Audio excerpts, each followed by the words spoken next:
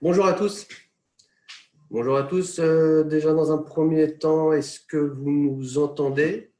Vous avez la possibilité de nous envoyer un petit message sur l'icône conversée qui se trouve en bas au milieu de votre écran. Alors oui, très très bien, on me dit qu'on m'entend. Impeccable. Merci à vous. Nous allons pouvoir commencer. Donc bonjour à tous et merci d'être présents aujourd'hui pour ce webinaire sur le thème de la généralisation de la facture électronique pour toutes les entreprises françaises. Nous sommes vraiment ravis de vous accueillir aussi nombreux, beaucoup de participants, ce qui démontre un intérêt particulier pour ce sujet. Donc pour le confort de tous, les micros sont tous coupés et vous avez la possibilité de nous poser les questions via l'icône QR, donc questions-réponses. Toutes ces questions seront ensuite traitées à la fin de ce webinaire. Donc, dans un premier temps, donc, je me présente. Je suis Youn Soubenaïssa. Je suis en charge du développement de la facture électronique au sein d'ICD International. J'étudie aussi les nouvelles réglementations en France et à l'international. Je participe donc aussi régulièrement au travail organisé par GS1, la FNFE. J'ai également l'honneur de représenter les entreprises privées au sein du club Chorus Pro, qui a pour objectif l'amélioration de Chorus Pro aux utilisateurs. Je suis également les derniers travaux en cours de la DGFiP, qui a récemment rendu son rapport sur la généralisation de la facture électronique en France avec l'article 153 de la loi de finances. En préambule de ce webinaire, je tenais tout d'abord à remercier le MEDEF des Hauts-de-Seine, ainsi que GS1 et l'AIFE. Bien que la facture électronique soit en pleine expansion ces dernières années, nous constatons un grand nombre de sociétés n'a pas encore pu bénéficier de ces avantages. L'article 153 de la loi de finances 2020 va permettre de généraliser la facture électronique en France et ainsi sécuriser et réduire les coûts de traitement.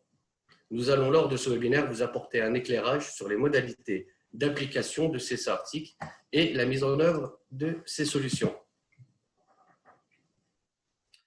Pour aborder ce sujet, nous allons accueillir Cédric Lecollet, directeur commercial et filière GS1 Marketing Manager, Fabrice Chaléard, chargé de mission à l'Agence pour l'informatique financière de l'État, Christine Forêt, directrice de la société Grand Carré, Christine Forêt qui est aussi conseil indépendant en transformation digitale des documents et processus de traitement et de leur mise en conformité, membre du Forum national de facture électronique.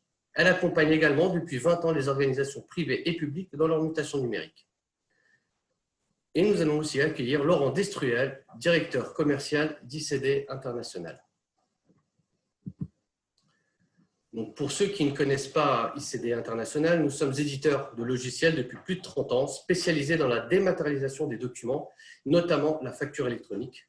Nous possédons une solide aussi expertise dans le traitement des flux EDI, et accompagnons nos clients issus de différents secteurs tels que l'industrie, l'automobile, banque et assurance, grande distribution, optique et d'autres, dans leur transformation digitale, numérique en France et à l'international. Ce webinaire donc, va s'articuler autour de 3 points, qui sont l'intérêt de la standardisation, Chorus Pro vers une généralisation de la facture électronique en 2023. Quelles solutions mettre en œuvre et les bonnes pratiques. Et nous finirons ensuite par une session de questions-réponses. Donc pour notre premier point, j'invite Cédric Lecollet de GS1 à prendre la parole. Allez-y Cédric. Oui. Le micro est ouvert.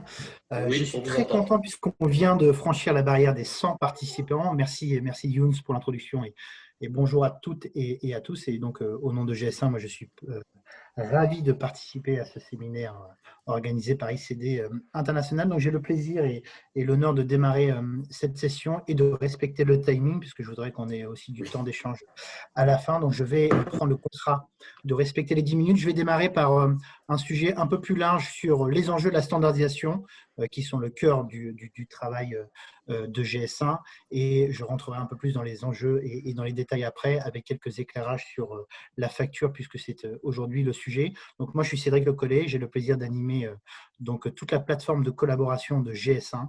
Je dirai plus d'éléments un peu plus tard, mais GS1, vous nous connaissez sous le nom de GenCode ou d'EAN, mais en fait, on est une plateforme mondiale de collaboration qui construit avec les users, donc les personnes ici autour de la table, mais tous les écosystèmes dans toutes les filières, et y compris les acteurs réglementaires, institutionnels tels les ministères, pour déployer un langage commun dans le commerce au sens large.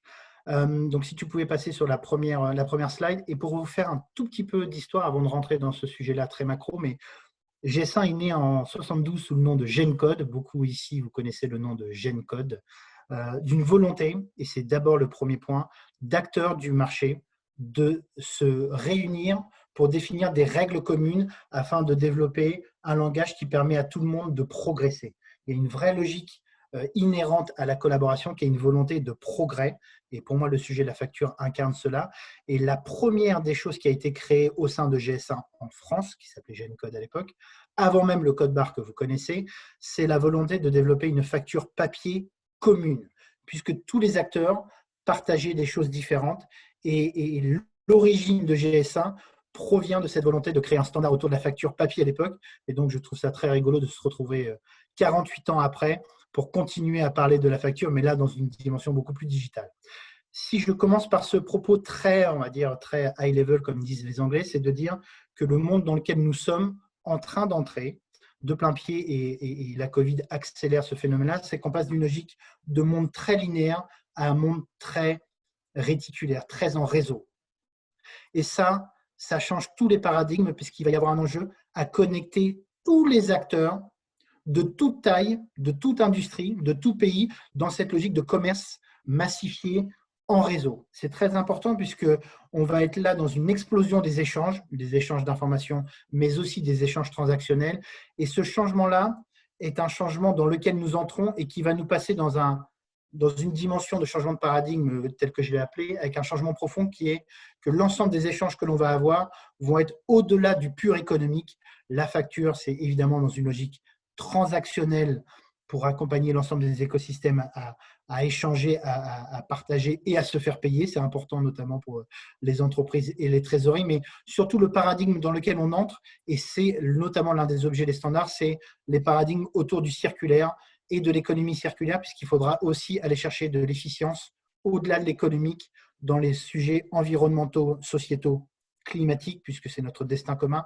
Et ça aussi, c'est un sujet de standard qui m'amène à la page suivante, s'il vous plaît, qui est que la standardisation, qu'est-ce que c'est ?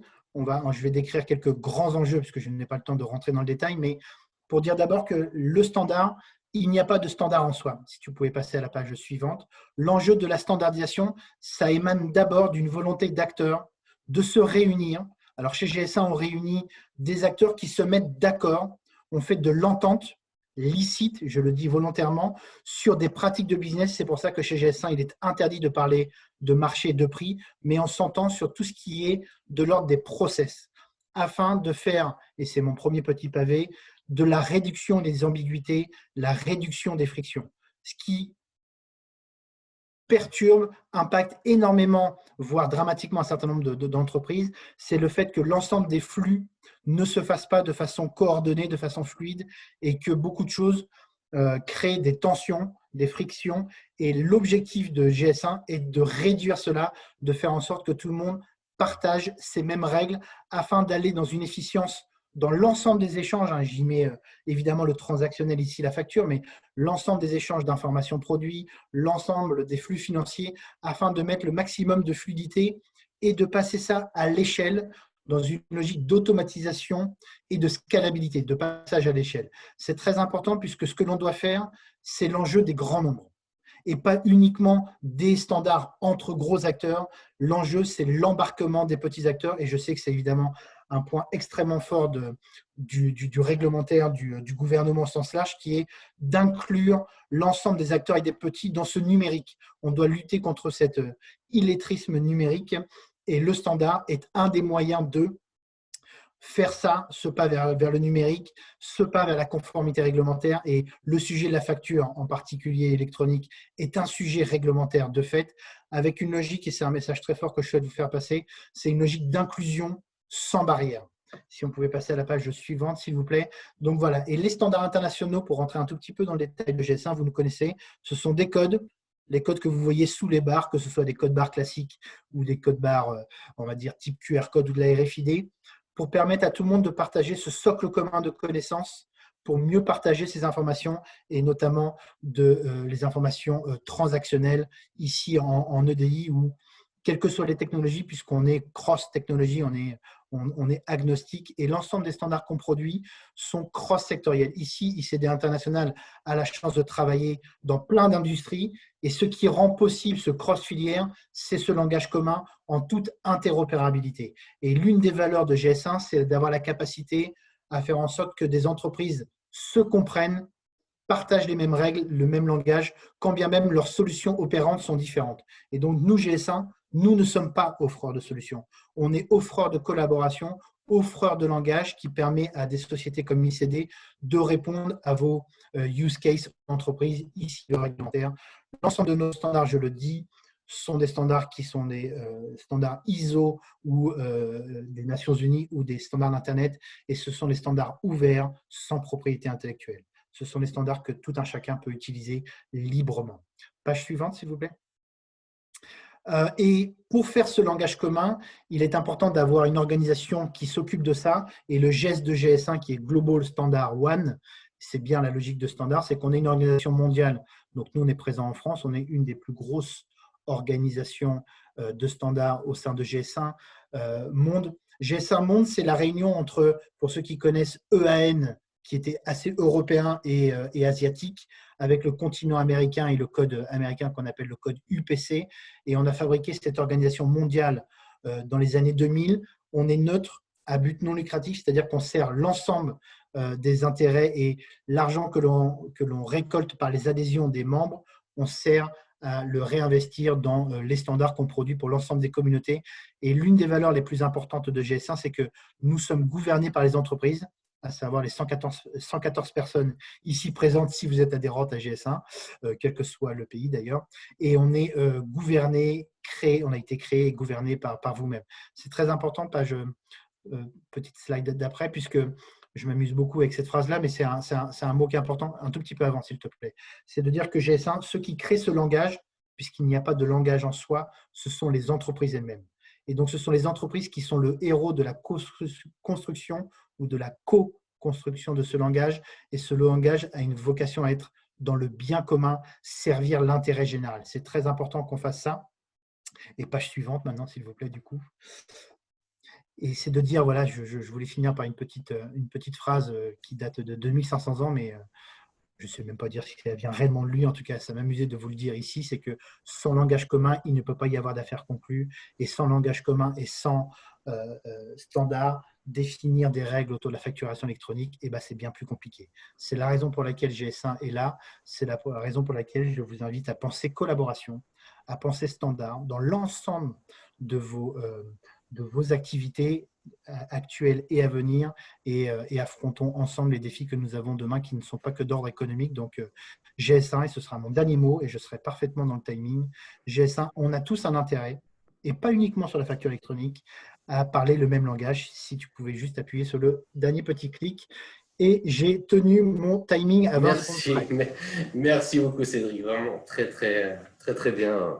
Oui, c'est ça, 20 secondes près, on est vraiment dans les temps, et même si… donc très bien. Merci à Cédric pour ce cadrage sur la normalisation et surtout l'importance de la standardisation. Pour rentrer dans le vif du sujet plus en détail, j'invite Fabrice Chaléard à nous exposer ce qu'est le projet Chorus Pro d'ailleurs, et quelles en sont ses évolutions. Merci, bonjour à tous. Ma présentation va s'articuler en 2 temps, puisque Chorus Pro n'est pas né du projet de généralisation de la facture électronique à compter de 2023, mais est né la réglementation précédente qui, dès 2014, a prévu la généralisation de la facturation électronique pour toutes les factures adressées au secteur public. Déjà un périmètre assez large, hein, puisqu'on parlait de 100 millions de factures. Aujourd'hui, on est à 2 milliards. Pour mettre en œuvre cette obligation, l'État a proposé aux entreprises un portail Internet qui était Chorus Pro et qui a donc été mis en œuvre par l'Agence pour l'informatique financière de l'État à laquelle j'appartiens. Et pour ceux qui ne connaîtraient pas cette agence, il s'agit d'un service rattaché au ministre des Finances. Une obligation avec une mise en œuvre qui, dès le démarrage, a été pensée comme progressive. Alors déjà, pour l'État, dès 2012, on savait recevoir les factures électroniques. Mais l'ordonnance de 2014 a prévu une mise en œuvre qui, selon la taille de l'entreprise, s'appliquerait progressivement depuis le 1er janvier 2017, où les grandes entreprises seraient obligées de dématérialiser leurs factures à l'attention de la sphère publique, jusqu'au 1er janvier 2020, donc le 1er janvier dernier, où toutes les entreprises, dès qu'elles adressent une facture à l'État, à une collectivité locale, à un établissement scolaire, à un établissement public, doivent passer par l'outil Chorus Pro. Ça, c'est pour le cadre réglementaire. L'outil Chorus Pro, qu'est-ce que c'est? C'est un portail Internet, en tout cas une plateforme dématérialisée, qui veut prendre en compte l'ensemble des entités publiques et privées, quelle que soit leur taille, quelle que soit leur structure.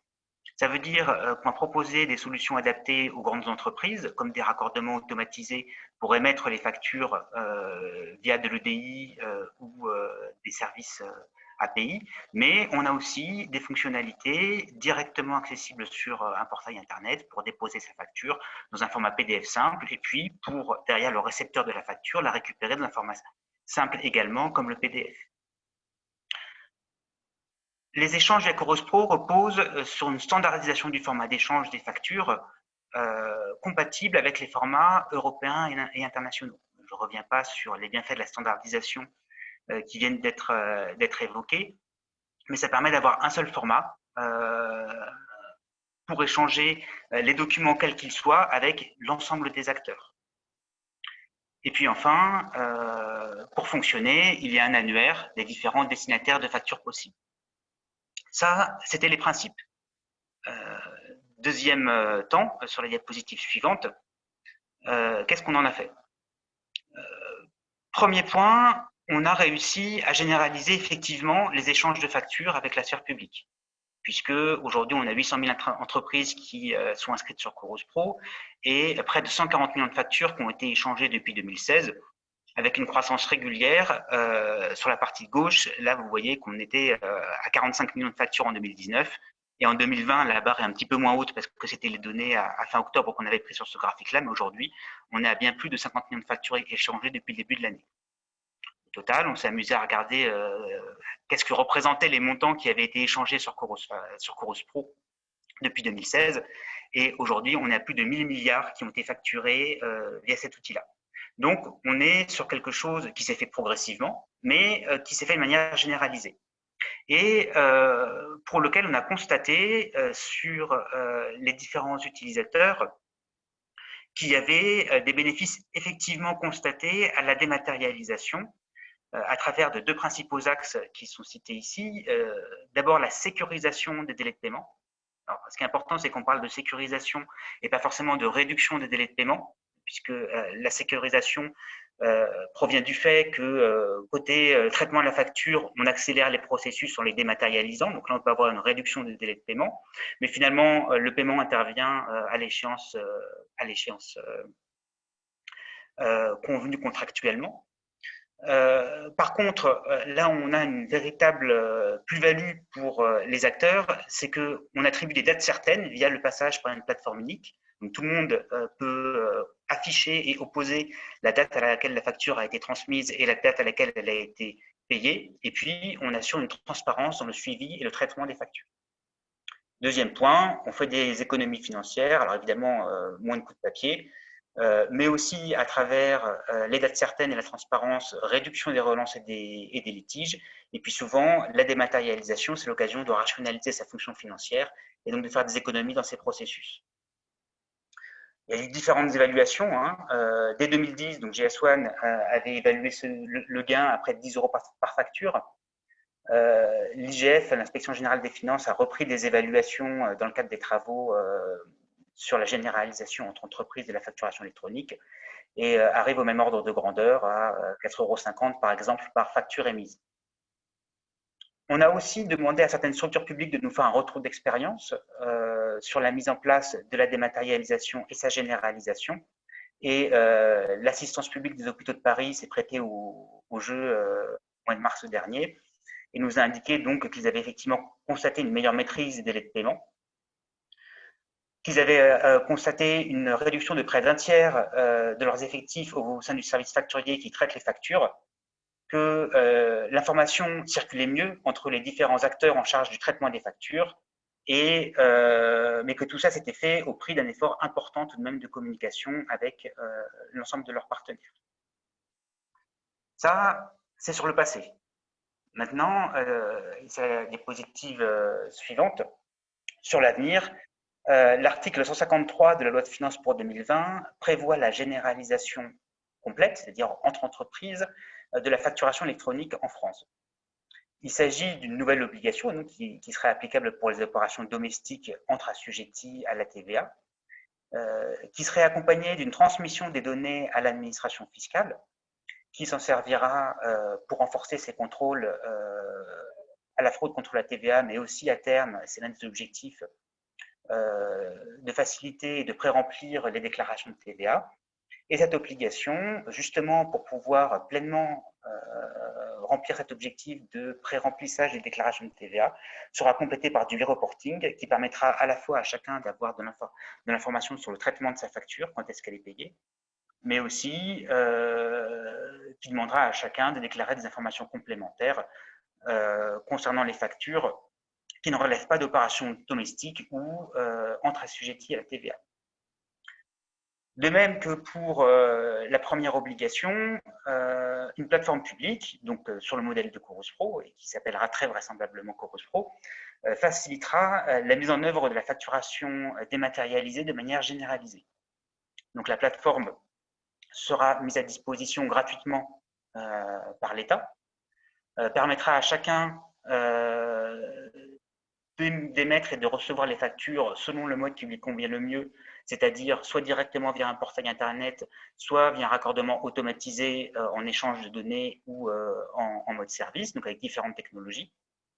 Il y aura en toute hypothèse des fonctionnalités adaptées aux plus petites entreprises, et notamment la possibilité de déposer ou de recevoir des factures au format PDF simple, au moins dans un premier temps. L'utilisation de la plateforme sera facultative. Si vous avez déjà un opérateur ou un logiciel avec lequel, un éditeur avec lequel vous avez l'habitude de travailler, vous aurez la possibilité de continuer de travailler avec eux sans forcément passer par la plateforme publique. Et il y aura une phase d'homologation des différentes plateformes privées concernées.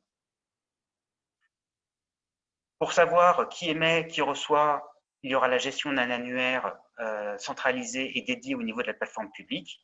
Et puis, pour tout ce qui est donné à transmettre à l'administration fiscale, à un moment ou à un autre, il y aura une centralisation des données au niveau de la plateforme publique. Enfin, dernier point, comment est-ce que tout ça va se mettre en œuvre? Les principes qui sont d'ores et déjà affichés, c'est ceux d'une mise en œuvre progressive et concertée, avec une concertation qui a déjà commencé en 2020. La DGFiP a fait différentes consultations. Côté AIFE, on a via notre outil Chorus Pro déjà réalisé une expérimentation de la facturation électronique entre entreprises au mois de juin, donc qui avait réuni une centaine d'entreprises. La concertation va se poursuivre dans les prochains mois. Donc la DGFiP a lancé cette concertation à la fin du mois de novembre dernier et là planifie des premiers ateliers pour discuter des différentes règles et des différents fondements qui seront ceux de cette obligation. Avant l'entrée en vigueur des nouvelles obligations qui se fera progressivement à partir de 2023, donc pour les grandes entreprises jusqu'en 2025 pour les plus petites entreprises, il y aura également une phase de préfiguration, c'est-à-dire une ouverture de la plateforme publique en avance de phase qui permettra de confirmer le caractère opérationnel du dispositif dès le deuxième semestre 2022 et s'assurer que tout sera prêt pour démarrer de manière, on l'espère, réussie au 1er janvier 2023. Je m'arrête ici et j'espère ne pas avoir été trop long. Non, très très bien. Merci beaucoup. Merci Fabrice pour cette contextualisation de la facture en France via Chorus Pro et son focus sur l'article 153 de cette loi de finances 2020. Donc pour continuer sur l'aspect légal, je donne la parole à Christine qui va rappeler le cadre légal qui entoure la facture et surtout les 3 modes de sécurisation en vigueur.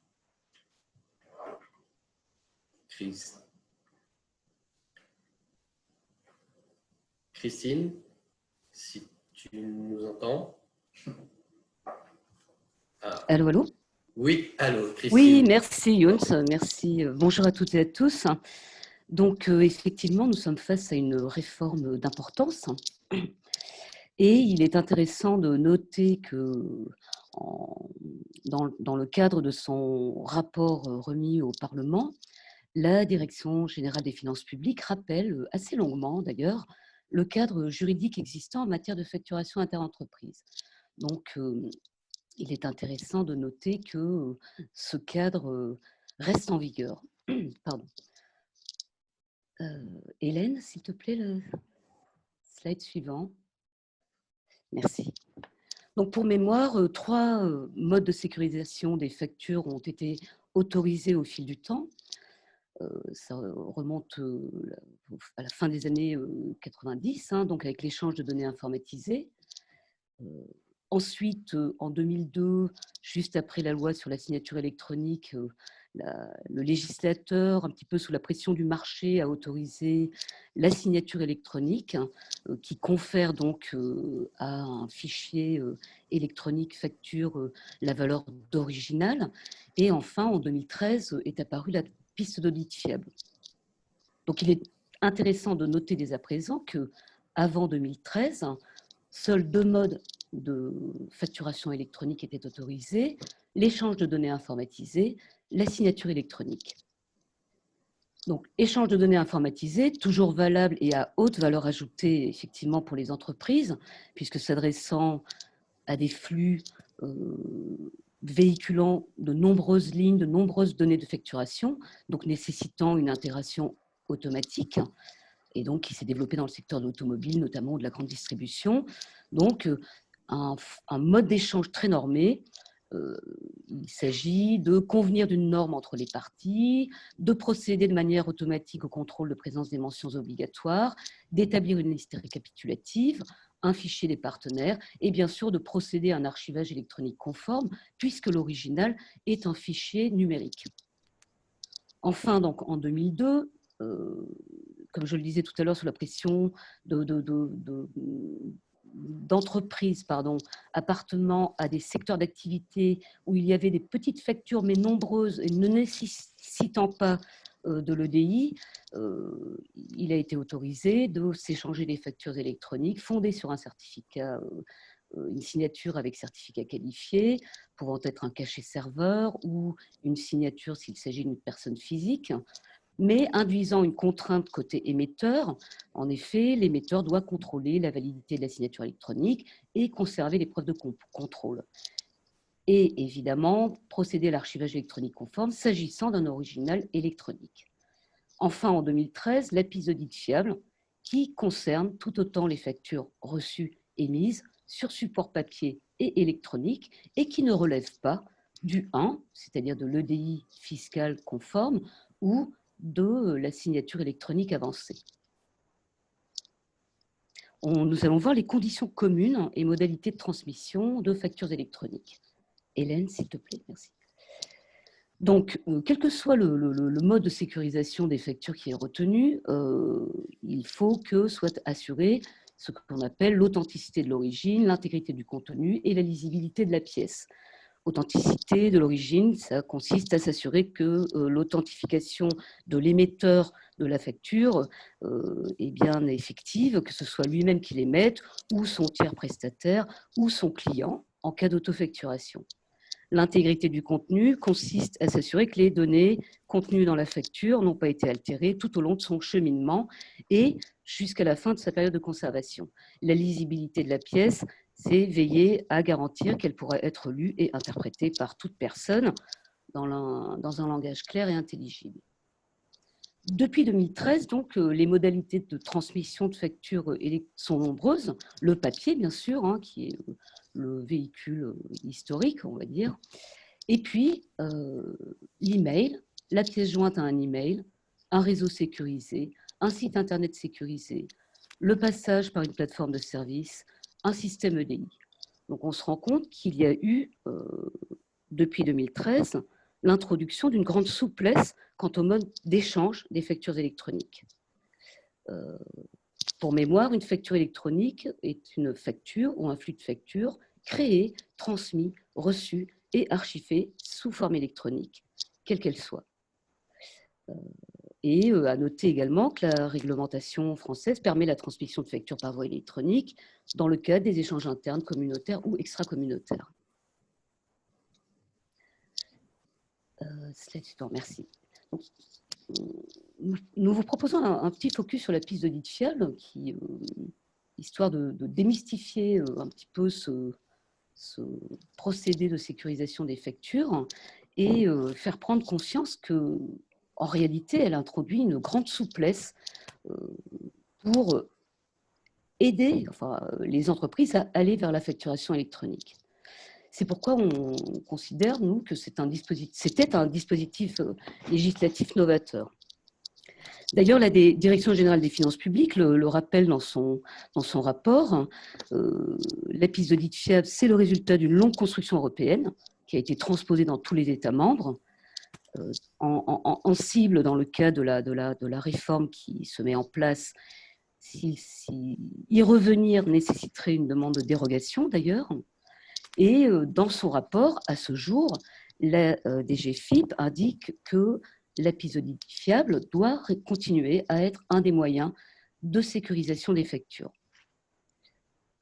En fait, il faut comprendre qu'à l'époque, le législateur a tenu compte des pratiques d'échange et de conservation issues de l'évolution technologique, notamment l'envoi, la réception des factures par email, majoritairement au format PDF, qui s'est répandu d'une manière très naturelle dans les pratiques des entreprises.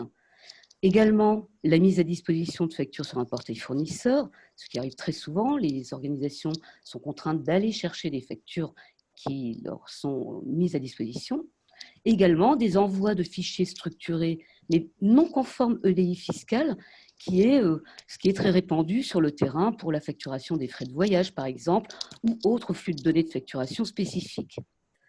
En fait, en 2013, et je pense que les entreprises n'ont pas percuté sur cette ouverture, c'est qu'au-delà de réaffirmer le principe d'égalité facture papier, facture électronique, ce qui était très attendu à l'époque, il s'agissait, entre autres objectifs, de favoriser effectivement le recours à la facture électronique.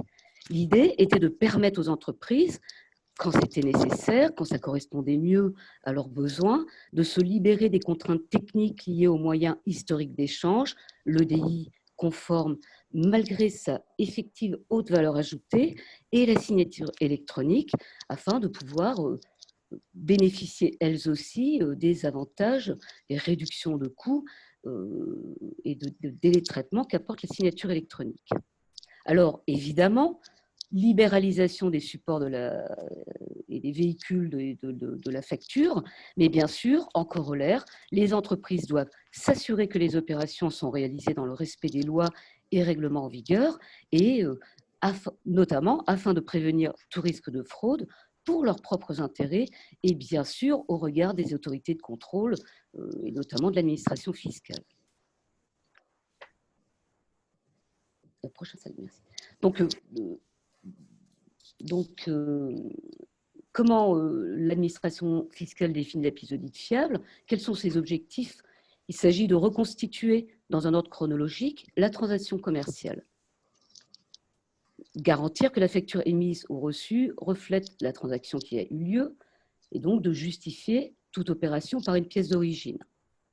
En fait, il s'agit de s'assurer et donc de pouvoir démontrer que la facture correspond à une opération effectivement réalisée. Pour la Direction générale des finances publiques, la piste d'audit fiable est considérée comme fiable lorsqu'il est possible d'établir le lien entre les pièces justificatives et entre celles-ci et les opérations réalisées. On va donc démontrer le lien entre la facture et la livraison de biens ou la prestation de services qui la font. Hélène, s'il te plaît. Merci. Donc, quelle est la nature des contrôles qui viennent constituer cette piste d'audit fiable? En fait, dans la vraie vie, la nature et le niveau des contrôles vont dépendre des enjeux propres à l'organisation concernée, en fonction de son activité, en fonction de la typologie des processus vente-achat, en fonction de l'organisation des traitements, de la volumétrie et des formats des pièces factures, en fonction des modes d'échange des factures et de son système d'information. Ça, c'est un élément important de noter également, c'est que la DGFiP a accordé une souplesse quant à la nature des contrôles mis en œuvre selon la taille des entreprises et la complexité des flux, allant jusqu'à permettre à une TPE une simple comparaison manuelle des factures avec les documents commerciaux, devis, bons de commande, bons de livraison, justificatifs de paiement. Alors évidemment, dans une organisation plus complexe, avec plusieurs canaux d'acquisition des factures, avec une volumétrie importante, avec une organisation à la fois centralisée avec un CSP, compta finance, mais également décentralisée, avec des business units, des activités, un groupe avec plusieurs entités juridiques. Évidemment, la description sera réalisée sur un support, une documentation fiable qui permettra à l'administration fiscale d'appréhender plus facilement la piste d'audit fiable. Donc, ces contrôles doivent être préalables, organisés et permanents, choisis par l'entreprise et mis en œuvre sous sa responsabilité et évidemment mise à jour à chaque évolution, vu que la piste d'audit fiable est le reflet de l'évolution de votre organisation. Merci Christine. Nous avançons malheureusement, c'est très détaillé, très instructif. Malheureusement, nous sommes obligés d'avancer car le temps nous presse. Une conclusion peut-être sur la piste d'audit fiable. Oui, tout à fait. Oui. Donc, à ce jour, on note par rapport à la réforme qui se profile que le rapport de la DGFiP se positionne en considérant la pertinence de la piste d'audit fiable dans ce contexte de généralisation. Et effectivement, cela permet à une entreprise de faire évoluer ses canaux d'acquisition et d'émission de factures en toute conformité, au passage d'identifier les gisements d'optimisation et dans l'hypothèse de contestation de sa facturation, d'achat et de vente, d'être en capacité de démontrer le fondement de ces factures. Donc, peut-être y aura-t-il des aménagements, mais nous verrons bien. Merci beaucoup. Merci. Merci Christine pour cet exposé très pertinent et détaillé. Donc, avant de donner la parole à Laurent Destruel, j'aimerais rappeler aussi à tous, pour faire une petite aparté, qu'ICD a été aussi un des 8 opérateurs à participer à l'expérimentation Chorus Pro, dont Fabrice Chaléard a dit quelques mots tout à l'heure sur les échanges B2B qui s'est achevé l'été dernier et qui a permis aussi la finalisation du rapport de la DGFiP. Pour ensuite, sans transition, comme on dit, enchaîner avec Laurent Destruel, comment un ICD international peut accompagner l'ensemble des sociétés dans cette évolution? S'il vous plaît, Laurent. Merci, Younes. En effet, alors bonjour à toutes et à tous.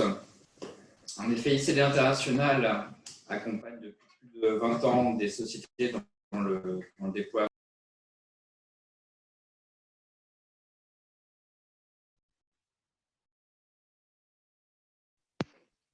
Merci, merci Jones. Donc, je recommence rapidement. Donc, bonjour à toutes et à tous. En effet, ICD International accompagne depuis plus de 20 ans les sociétés dans le déploiement de la dématérialisation de documents. Le développement de la facture électronique est un sujet porté par l'État français depuis 2013. Et récemment, on a pu l'évoquer précédemment, le rapport de la DGFiP a démontré un rôle majeur des opérateurs dans la réussite de la génération de la facture électronique. L'État est bien conscient que de nombreuses sociétés ont déjà lancé des projets de dématérialisation et compte donc évidemment sur les opérateurs pour limiter les impacts de cette nouvelle mesure. Deux schémas ont été étudiés par l'État. Donc un schéma dit en V, comme ça peut être le cas aujourd'hui en Italie, avec une seule et unique plateforme publique qui centralise l'ensemble des factures, et un schéma en Y, plus proche de ce qui se passe par exemple au Mexique, qui inclut là des opérateurs de dématérialisation certifiés. Donc c'est ce schéma en Y qui a été retenu. Donc pour l'illustrer, sur la gauche, donc nous avons un vendeur assujetti à la TVA qui va émettre sa facture. Donc, il aura le choix soit de transmettre sa facture vers un opérateur certifié, soit directement vers la plateforme publique. Donc, ce choix permettra aux sociétés déjà équipées d'une solution de dématérialisation de capitaliser sur l'existant. Donc, pour rappel, notre rôle en tant qu'opérateur aujourd'hui, c'est pour un fournisseur, c'est de capturer la facture en sortie du système d'information, de contrôler évidemment la présence des données obligatoires.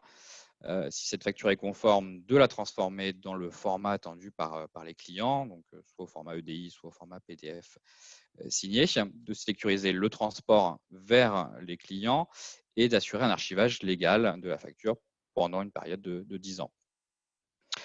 Alors, côté acheteur, là, la problématique, c'est pour la réception des factures fournisseurs. Les deux alternatives sont maintenues, donc soit la réception des factures via un opérateur certifié, soit à travers la plateforme publique centralisatrice. Là, dans le cas de la réception de la facture fournisseur, on va recevoir la facture dans un format structuré.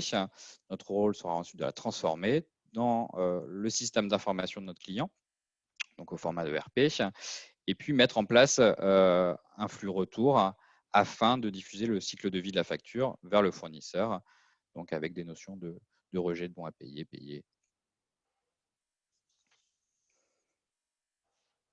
Alors, comment aborder cette réforme aujourd'hui pour les sociétés?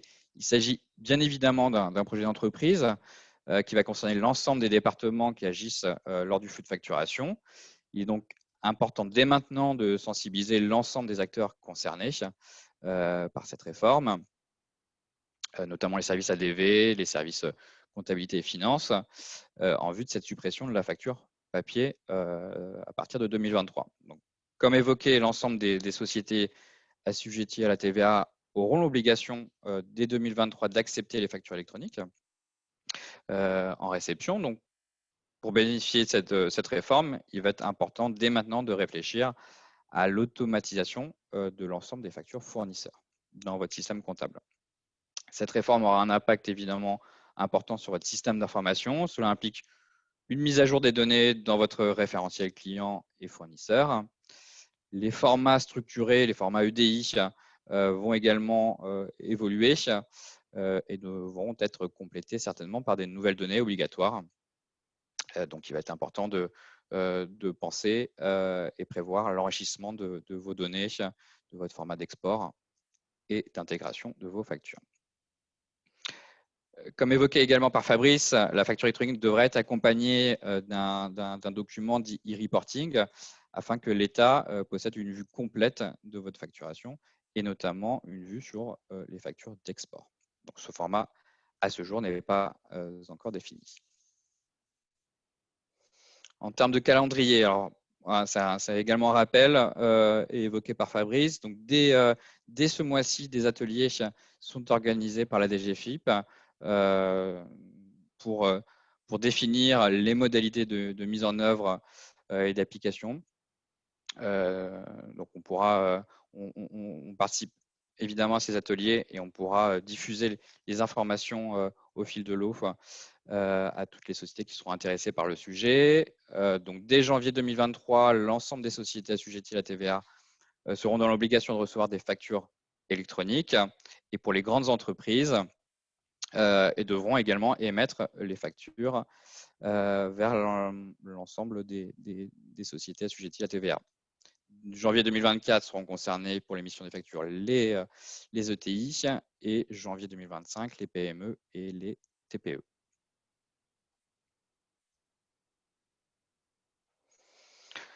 Alors, les clés du succès, selon ICD, encore une fois, en tant qu'acteur majeur de la dématérialisation, on saura évidemment vous accompagner dans cette transformation pour différentes raisons. D'une part, notre expertise depuis plus de 20 ans sur l'échange de données informatisées nous permettra de capitaliser sur la plateforme et sa souplesse d'adaptation des formats. Donc pour illustrer, il sera assez aisé de transformer la facture pour le flux sortant, la facture qui sort de votre système vers le format défini et structuré par l'État. Et côté pour nos clients qui aujourd'hui utilisent notre plateforme pour la dématérialisation des factures fournisseurs, seule une adaptation de ce qu'on appelle le mapping sera nécessaire afin de limiter les coûts. Suite au rapport, je l'ai évoqué juste précédemment, rendu, des ateliers ont déjà été fixés dès ce mois-ci afin de valider les modalités d'application. On y participe, d'autres présentateurs y participent et on sera en mesure, dès l'officialisation des formats, de pouvoir vous accompagner dans la mise à jour de votre système d'information.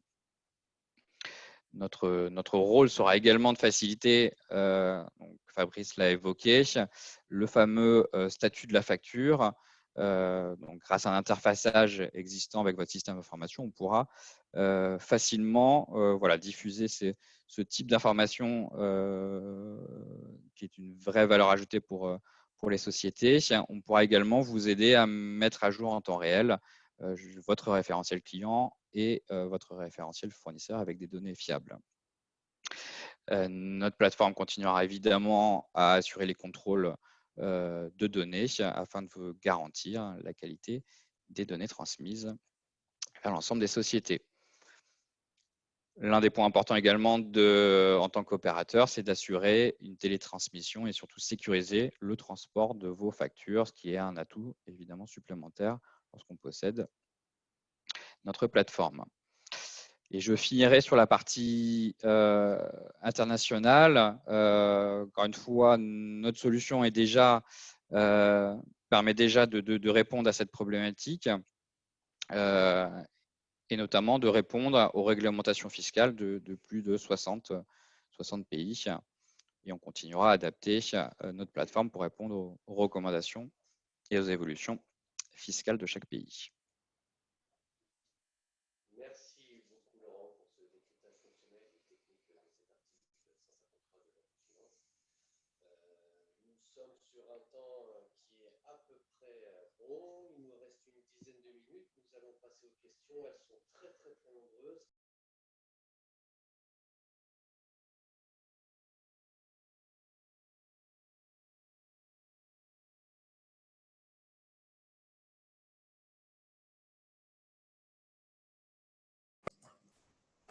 Pardon, excusez-moi, je pense que vous m'entendez là maintenant, le micro coupé, pas encore l'habitude du live. Donc, merci à Laurent pour ce décryptage fonctionnel et technique de cet article 153 de la loi de finances. Nous avons beaucoup de questions, il nous reste à peine 10 petites minutes. Nous allons essayer quand même de répondre à certaines questions.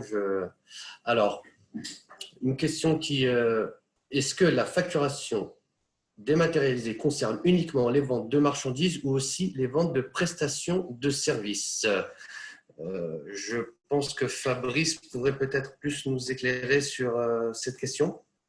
Ça concerne les deux, D'accord. vente de marchandises et prestation de services. D'accord. Donc, je fais défiler donc. Alors, nous avons encore une autre question. Alors, format FactureX, plateforme privée, comment seront certifiées les plateformes aujourd'hui? Est-ce que vous avez une réponse à ça, Fabrice, par rapport aux plateformes? Alors, le cahier des charges et le processus de certification ne sont pas encore arrêtés. Ça fait partie des éléments qui doivent être vus dans le cadre de la concertation qui est pilotée par la DGFiP. D'accord. Une autre question, qu'en est-il de l'autofacturation? L'autofacturation devrait être concernée également par l'obligation. Sont évidemment des modalités adaptées à ce processus. Ça fait partie également des thématiques de la concertation, c'est-à-dire quelle est de manière détaillée la liste et les typologies de factures qui seront concernées. D'accord. Donc, ça fait partie des sujets que l'on va partager pour identifier les solutions les plus appropriées. Par rapport au calendrier qui a été, que vous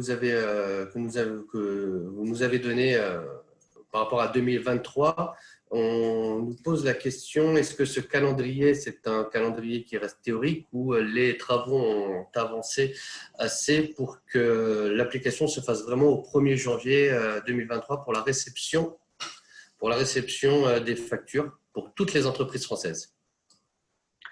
Nous, aujourd'hui, on se met en mesure de respecter la contrainte qui est fixée par le Parlement, qui est celle de l'exercice de l'année 2023. On a réussi à le faire sur Chorus Pro, première version, c'est-à-dire à être prêt à temps pour l'entrée en vigueur de l'obligation de dématérialisation vers la sphère publique au 1er janvier 2017. On espère bien être également prêt pour l'échéance du 1er janvier 2023. D'accord. Concernant le e-reporting, parce que vous en avez parlé, Laurent aussi en a parlé, quelle est exactement la fonction et on me demande est-ce que ça ne fait pas doublon avec le flux de factures? Non. L'idée, c'est qu'une partie des factures seront soumises à l'obligation de facturation électronique. Dans ce cas-là, il faudra émettre et recevoir la facture de manière dématérialisée. Ça, c'est les factures entre assujettis à la TVA. Et puis, une partie des factures n'est pas émise entre assujettis à la TVA. C'est le cas des factures pour les clients finaux, pour les consommateurs, par exemple. Et le reporting vise justement ce second type de facture. D'accord. Très bien. Sur un aspect un petit peu plus technique et fonctionnel, on me dit que les factures sont envoyées aujourd'hui de façon PDF et par mail. Donc, est-ce que demain, je serai obligé de passer par un opérateur certifié? Et dans quelle mesure? Laurent, peut-être une réponse sur les moyens de passer d'un mode mail PDF à un système qui sera plus normalisé et en accord avec cet article.